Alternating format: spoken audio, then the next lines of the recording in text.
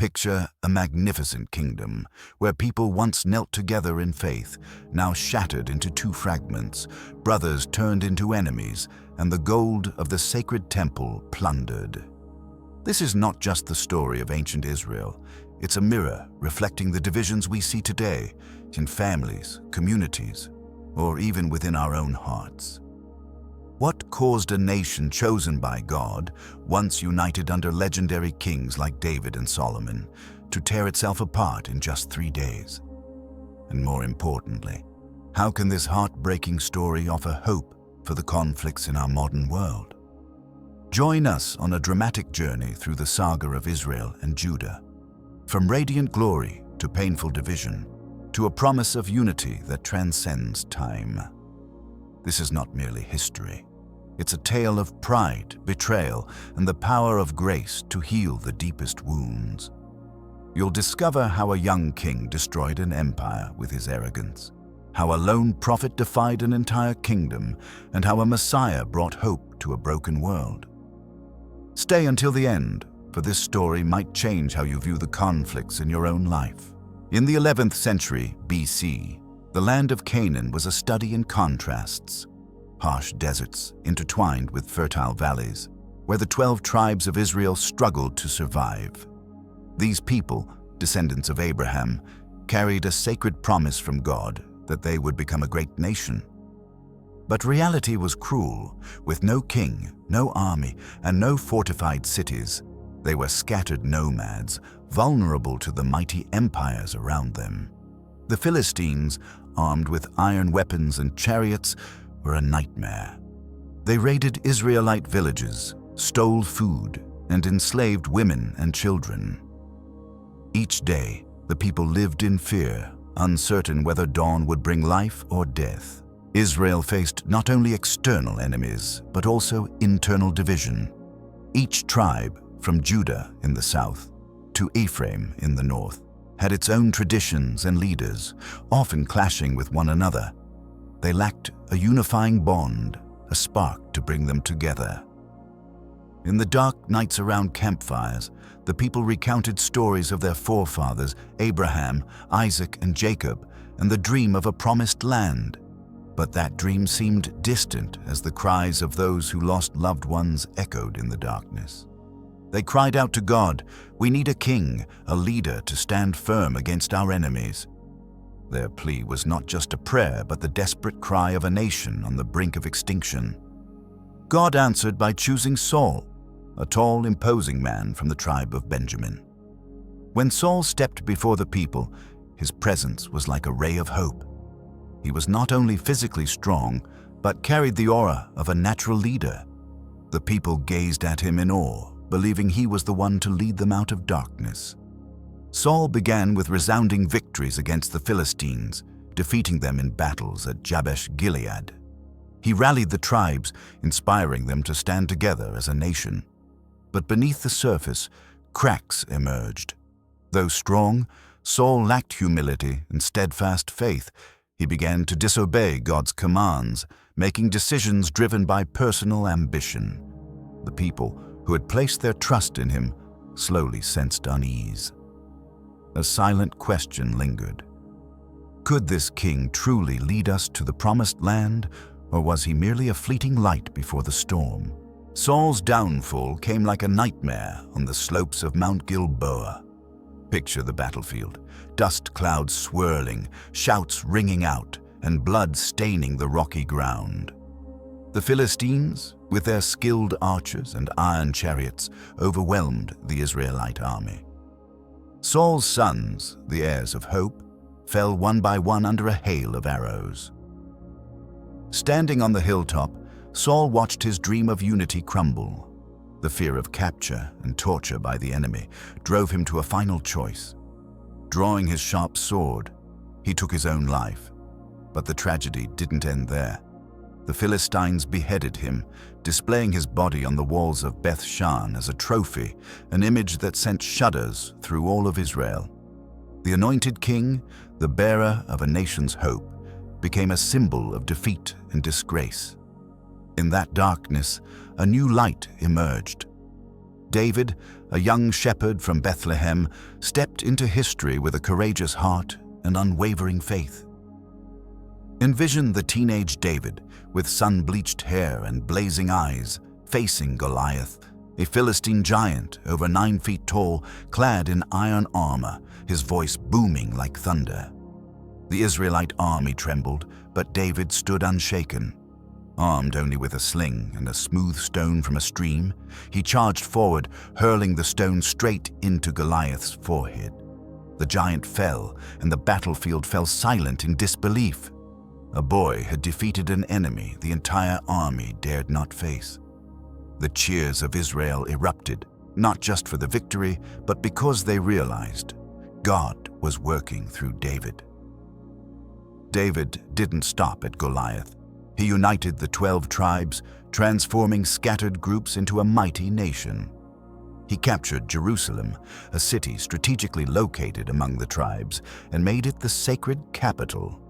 His relentless victories over the Philistines, including the conquest of Gath, Goliath's hometown, ended a centuries-long threat. David was more than a warrior.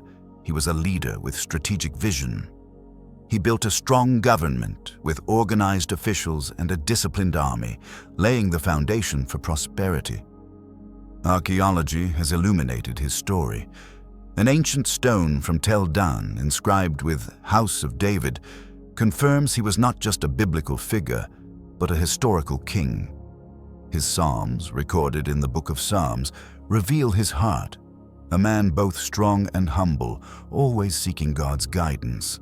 But a question loomed. Could the kingdom David built endure, or would new challenges arise? Then came Solomon, David's son, who lifted Israel to unprecedented heights of glory. Picture Jerusalem under Solomon's reign, a dazzling city where merchants from Africa and Asia converged, bearing gold, spices, and precious woods. Solomon turned Israel into the trade hub of the ancient world.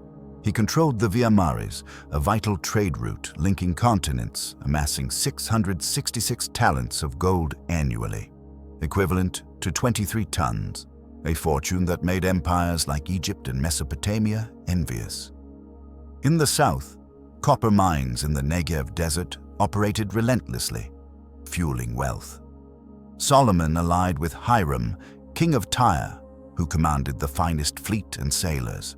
Together, they sent ships across the seas to Tarshish, possibly Spain and the mysterious Ophir, returning with gold, ivory, sandalwood, and exotic creatures like monkeys and peacocks. These treasures not only enriched Jerusalem, but made it a symbol of prosperity. The heart of the kingdom was the Lord's temple, built by Solomon.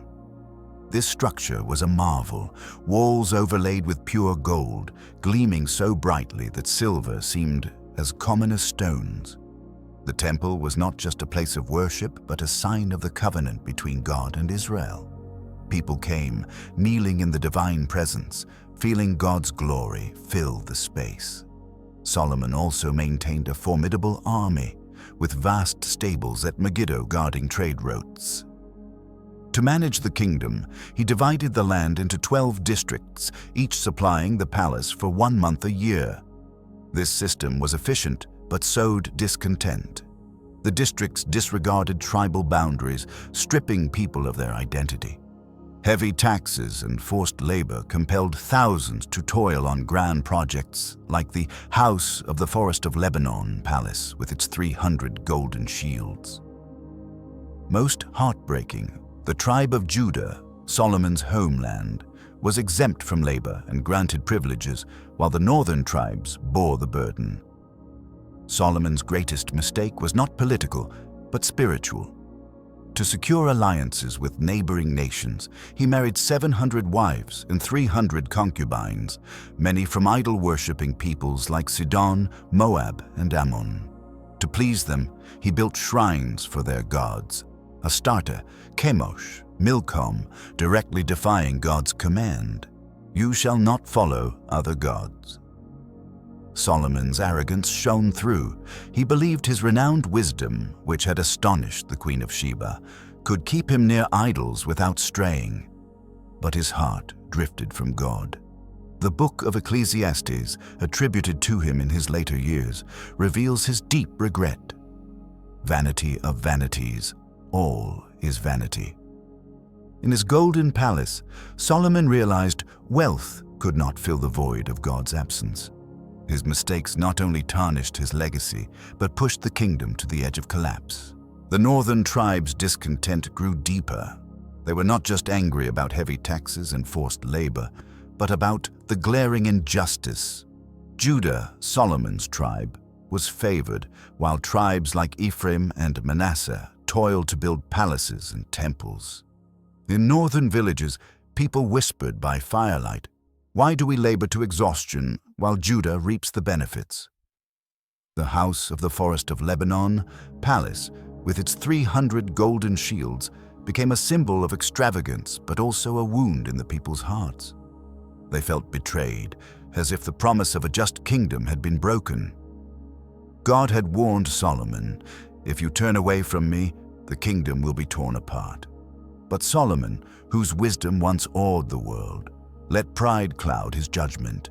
He thought he could balance politics and faith, worldly gain and divine covenant. A new figure emerged from the shadows. Jeroboam, a smart, courageous man appointed by Solomon to oversee forced labor in the north. But Jeroboam would become the spark of division. One day, on a desolate road, the prophet Ahijah met him and did the unthinkable. He tore his cloak into 12 pieces, handing 10 to Jeroboam, declaring that God would give him most of the kingdom. This act was like a blade slicing through Israel's heart, signaling the storm to come. A question hung in the air. How could a kingdom blessed by God, once radiant under David and Solomon, face collapse due to human failings? Amid the simmering cracks of the kingdom of Israel, a new figure emerged from the shadows. Jeroboam, a man of bold heart yet brimming with ambition, hailing from the tribe of Ephraim. Solomon, with his keen eye, recognized Jeroboam's talent and entrusted him with overseeing the forced labor crews in the north. Day after day, Jeroboam witnessed thousands of people toiling to build grand structures, from city walls to palaces, while their sweat poured under unjust policies. The tribe of Judah was spared from labor, while northern tribes like Ephraim and Manasseh bore the crushing weight of taxes and grueling work.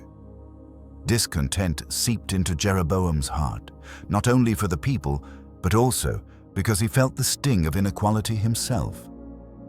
He stood at a crossroads, a loyal manager or a potential leader of a nation yearning for change.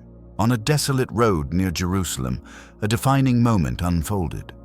The prophet Ahijah from Shiloh, with eyes sharp as if piercing through the soul, approached Jeroboam. Not a soul was in sight, and the air was still, almost suffocating.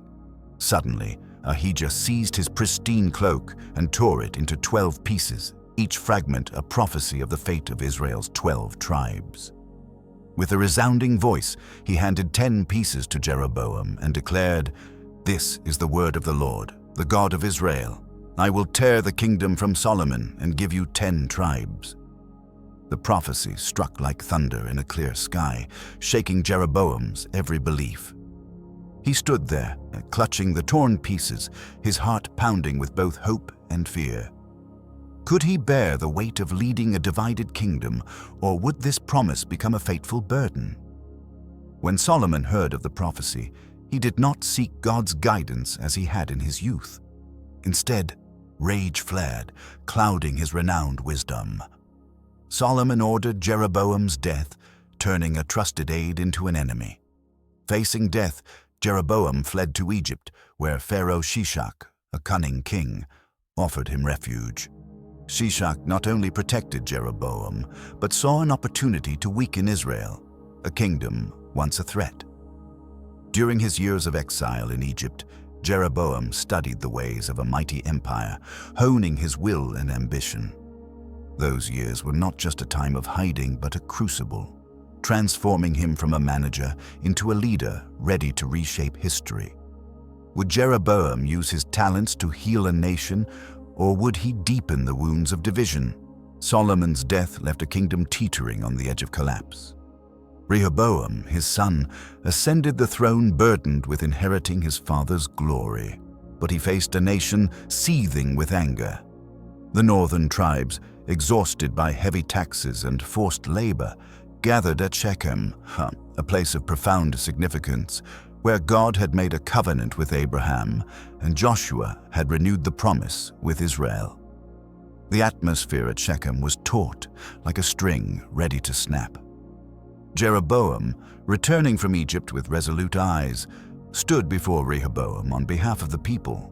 With a clear voice, he demanded, "Your father placed a heavy yoke on us.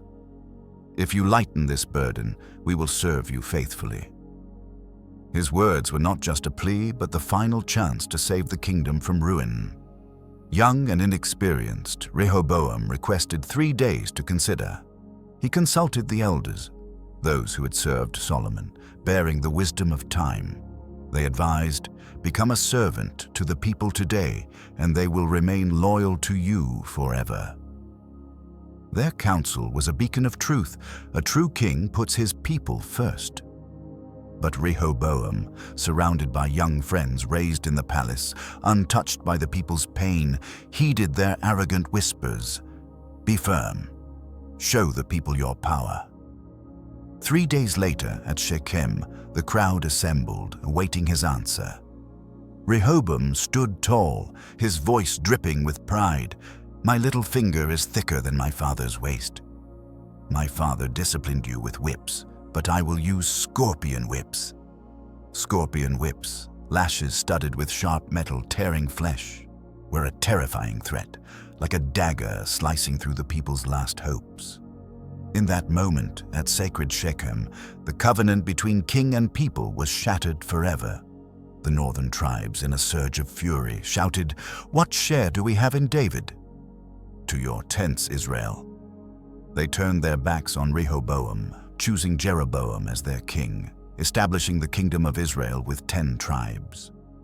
Only the 2 southern tribes, Judah and Benjamin, remained loyal to Rehoboam, forming the kingdom of Judah. In 3 days, the arrogance of a young king tore apart the kingdom David and Solomon had spent lifetimes building. How could a single arrogant speech destroy an empire so swiftly? Stunned by the rebellion, Rehoboam still believed he could regain control. In a panic, he made a fatal mistake. He sent Adoniram, the overseer of forced labor, to Shechem to quell the uprising. Adoniram was no mere official. He was a symbol of oppression. Under David and Solomon, he supervised grand projects but also drove the northern tribes to exhaustion with relentless labor.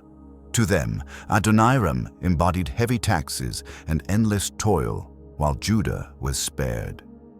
When he appeared before the crowd at Shechem, the air exploded like fire meeting oil. The people refused to listen. They surrounded him, their shouts of rage echoing, and pelted him with stones until he collapsed, his blood soaking the sacred ground. Adoniram's death was not just an act of violence, but the final nail in the coffin of any hope for reconciliation. The news of Adoniram's death hit Rehoboam like a bolt of lightning. The young king, who hours earlier had boasted of his power, became a fugitive. He scrambled onto his chariot, racing to Jerusalem to seek refuge in Judah's territory. That image, a king fleeing like a deserter, was etched into history as a symbol of failure. The United Kingdom, once David's pride, was now split in 2. Israel in the north under Jeroboam, and Judah in the south under Rehoboam. Only the small tribes of Judah and Benjamin, along with scattered Levite priests, remained loyal to David's line. Other tribes, like Simeon, had merged into Judah, but the division was now irreversible. Archaeological evidence supports this story. Inscriptions at the Karnak Temple in Egypt from the time of Pharaoh Shishak list cities conquered in Israel and Judah, showing how division weakened the kingdom before neighboring empires. In desperation, Rehoboam mustered 180,000 troops from Judah and Benjamin, determined to reclaim the kingdom by force. But before brotherly blood could spill, God intervened through the prophet Shemaiah. With a voice of authority, Shemaiah declared, "Do not fight your brothers, for this division is my will." His prophecy was like a hammer, confirming that the split was God's decree, ending all hopes of a reunited kingdom. Now king of the northern kingdom of Israel, Jeroboam faced a daunting challenge. How to keep his people loyal when the Lord's temple, the heart of their faith, stood in Jerusalem, within Rehoboam's Judah. Fearing his people would return to Rehoboam during pilgrimages to Jerusalem, Jeroboam made a fateful decision. Instead of leading them to the temple, he crafted 2 golden calves, placing one in Bethel, house of God, and one in Dan, proclaiming, "These are the gods who brought you out of Egypt." This act was not merely a substitute, but a blasphemy against God's covenant. Bethel, where Jacob once dreamed of a ladder to heaven, became a center of disloyalty. Dan, another sacred site, was transformed into a symbol of betrayed faith. Many scholars suggest Jeroboam did not intend for the people to worship the calves as gods, but to see them as pedestals for the invisible Lord, like a throne for a king. Yet the people, familiar with the idols of neighboring nations, quickly revered the calves as true gods, even conflating them with Baal, the symbol of moral decay. Jeroboam went further. He ignored the Levites, God's appointed priests, and ordained anyone willing as priests. This act shattered the sacred covenant, plunging Israel into a path of disloyalty. The immediate consequence was stark.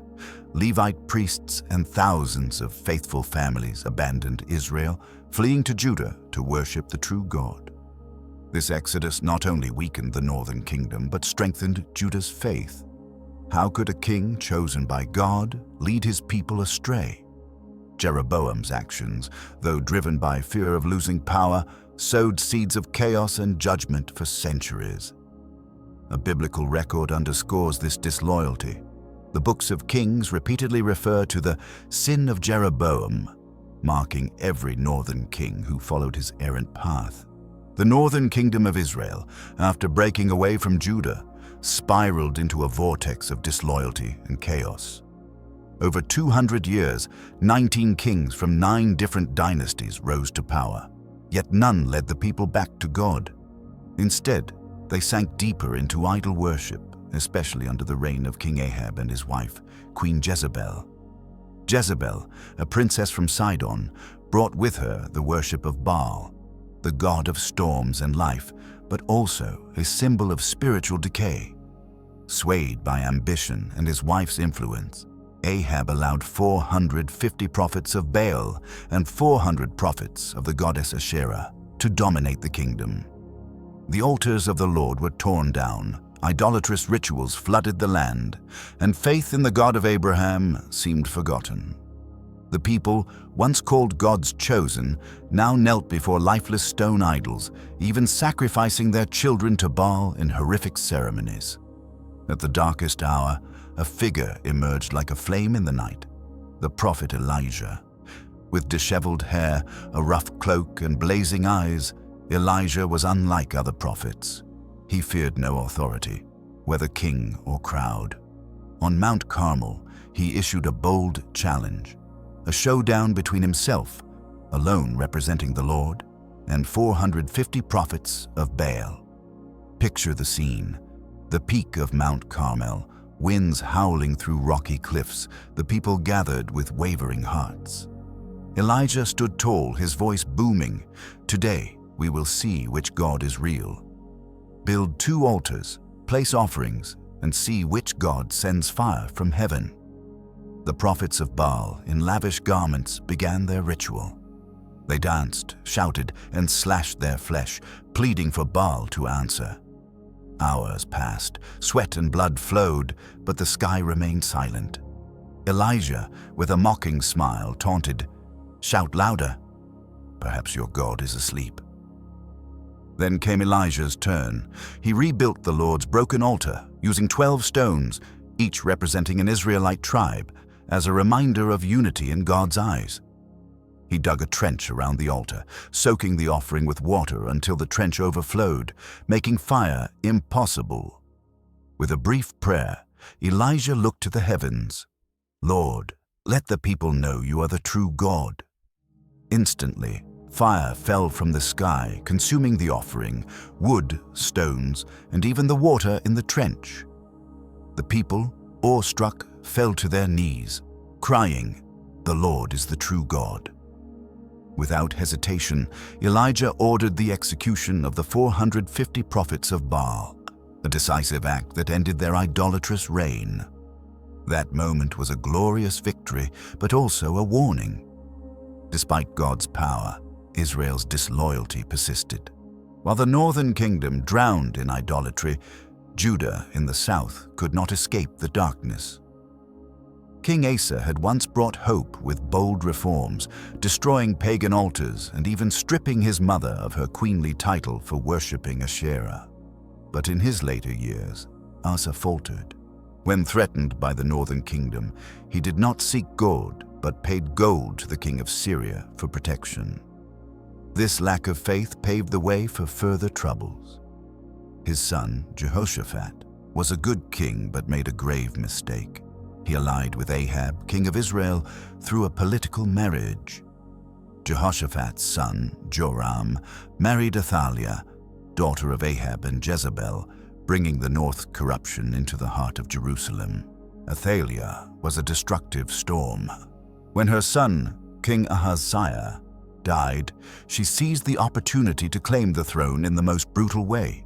With a cold heart, she ordered the slaughter of every royal family member, sons, grandsons, to eliminate any rivals. This act directly threatened God's promise that David's line would always rule. Picture the horror in Jerusalem, a Baal-worshipping queen on David's throne, ordering the massacre of her own family. Yet in that darkness, a spark of hope flickered. Joash, Ahaziah's infant grandson, not yet a year old, was rescued by his aunt Jehosheba. With the help of the high priest Jehoiada, Joash was hidden in the temple, a place Athaliah dared not enter. For 6 years, Joash grew in secret, nurtured by faith and the promise of David's line. In the 7th year, Jehoiada devised a daring plan. He rallied loyal guards and the people, proclaiming Joash, now just 7 years old, as the rightful king. Envision the scene, a small boy standing amid the crowd, crowned as the people shouted, "Long live the king!" Athaliah, hearing the cheers, rushed to the temple, only to see her throne overthrown. She screamed in fury, but the guards seized and executed her. Joash ascended the throne and Baal worship was eradicated from Jerusalem. God's promise to David's line was preserved by a thread, but Judah still faced new challenges. The story of Athaliah and Joash shows that even in the darkest hours, God keeps his promises. Amid the chaos of both kingdoms, God's prophets brought rays of hope. Jeremiah, one of the boldest voices, proclaimed a new covenant, not written on stone tablets like the old law, but etched deep within people's hearts. This covenant promised an inward transformation where the people would know God not just through rules, but through their hearts. Ezekiel, another prophet, received a powerful vision. He held 2 sticks, one labeled Judah, the other Israel, and bound them together. This act carried a clear message. God would reunite the divided kingdoms, making them one nation again. But who would lead this unification? God's promise to David that his line would rule forever seemed impossible when the kingdom was shattered and the throne endangered. This is when the idea of the Messiah took shape. Prophets like Isaiah and Zechariah spoke of a future king from David's line, not only restoring the kingdom, but bringing a perfect kingdom beyond earthly borders. The Messiah, the Anointed One, would be God's chosen king, not just for Israel, but for all humanity. Isaiah described him as the Prince of Peace, ruling with justice and mercy. Zechariah foretold a day when the Mount of Olives would split, marking the Messiah's grand arrival. These prophecies, recorded in ancient scrolls like the Dead Sea Scrolls found at Qumran, show that the people of that time lived in fervent expectation. They studied scripture, prayed, and hoped for a king to heal the wounds of division. But how could one king reunite a broken nation when even the temple was threatened by foreign empires? Centuries later, a man from Nazareth appeared, named Jesus. The Gospel of Matthew opens with a genealogy, a long list of generations from Abraham to David and finally to Jesus. This list was not just a family tree, it was proof that Jesus was David's rightful heir, destined to fulfill the promise of the Messiah. But Jesus was not what the people expected. Many, especially groups like the Zealots, hoped for a warrior king to lead an army against Rome, restoring a united Israel. Instead, Jesus spoke of a kingdom not of this world, one not built on borders, armies, or gold, but on love and grace. The climax of Jesus' mission came at Pentecost in Jerusalem, 50 days after his resurrection from the dead. Picture the scene. People from every nation gathered, speaking countless languages, from Parthia to Rome.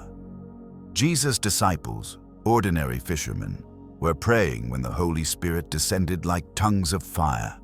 Suddenly, they spoke every language, enabling all to hear God's message in their native tongue.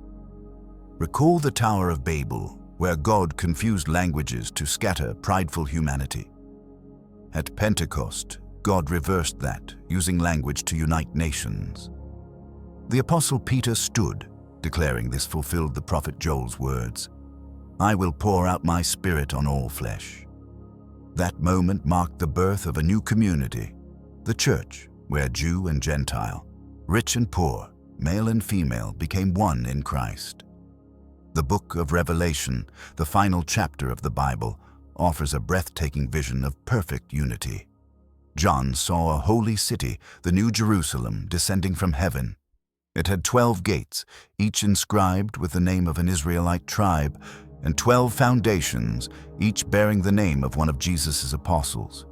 There was no temple, for the Lord and the Lamb were the temple. This image was the final promise. The divisions between Israel and Judah, between nations, were healed forever.